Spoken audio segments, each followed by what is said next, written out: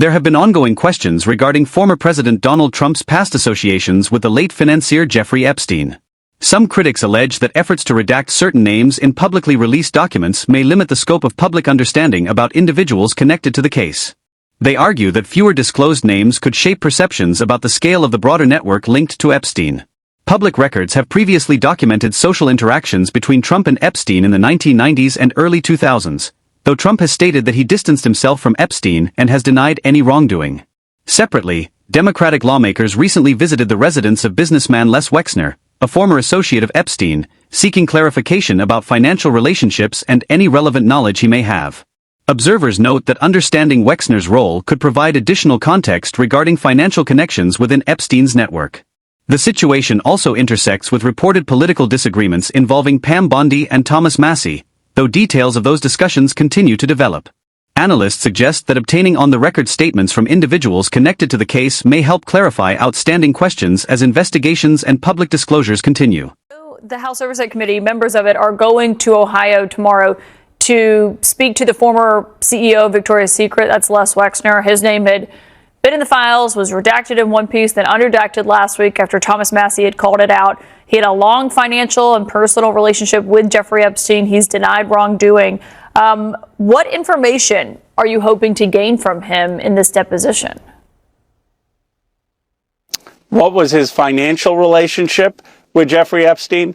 Point blank, did he ever abuse young girls, and did he know of other people who were abusing young girls? How many times did he visit the island? How did Epstein make his money? So he has a lot to answer for, but it's not just him. My view is every single person who has emails showing that they visited the island, especially after Epstein was a convicted pedophile, should be coming before the Congress and answering questions and be investigated. And the Justice Department should start a special prosecution investigatory committee into this issue. I mean, I get texts from survivors. I got one today with a name of someone in the file saying. The speaker suggests that public messaging surrounding the release of documents related to Jeffrey Epstein reflects differing interpretations of how the case should be understood. According to this view, statements attributed to former President Donald Trump emphasize conclusions previously announced by the U.S. Department of Justice, which has stated that its investigation did not establish a broader criminal conspiracy beyond those already charged. Supporters of that position argue that the available evidence does not warrant additional prosecutions, while critics question whether all relevant information has been fully examined or disclosed. The speaker characterizes certain language used in public discussions as framing the matter as limited in scope, though that interpretation remains a matter of political debate. Meanwhile, Democratic lawmakers have pursued further inquiry through depositions and public statements, seeking additional clarity about the circumstances and any potential gaps in the record. Some Republican members did not participate in a recent deposition, according to attendees, though reasons for their absence were not fully detailed. Among those speaking publicly afterward, Representative Jasmine Crockett highlighted what she described as key findings, which lawmakers say they intend to examine further as discussions continue. And I will tell you one thing that was remembered for sure was when asked about Donald Trump and Epstein and whether or not they had been in the same room and what that looked like. He didn't quite remember, but he imagined that yes, that possibly happened, because he did remember that Donald Trump also would like to show up to the Victoria's Secret runway shows. Now, that was a little odd to him, he said, because Donald Trump was not engaged in fashion whatsoever. But he does recall that. He also said something that I feel like we've heard over and over and over, which is that Epstein liked to drop people's names. So he'd imagine that that may have been one of the names that he dropped. Listen, I want the American people, but more specifically, I want the survivors and anyone who is struggling right now to know that we see you, we feel you, and we are fighting for you.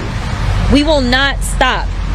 If Mr. Wexner is honest about his intentions in helping us, then we're asking him, if he doesn't remember, then go ahead and turn over all of your financial records. Because we need to follow the money, because that is exactly what the survivors told us to do. Representative Jasmine Crockett has called for greater access to financial records related to the Jeffrey Epstein case, arguing that tracing financial transactions could provide additional clarity. Publicly released documents have confirmed that former President Donald Trump and Epstein were present at some of the same social events in the past, a fact previously acknowledged in court filings and reporting, while Trump has denied any wrongdoing. Businessman Les Wexner has also been referenced in connection with Epstein's activities, including financial and professional relationships that have been examined in prior investigations.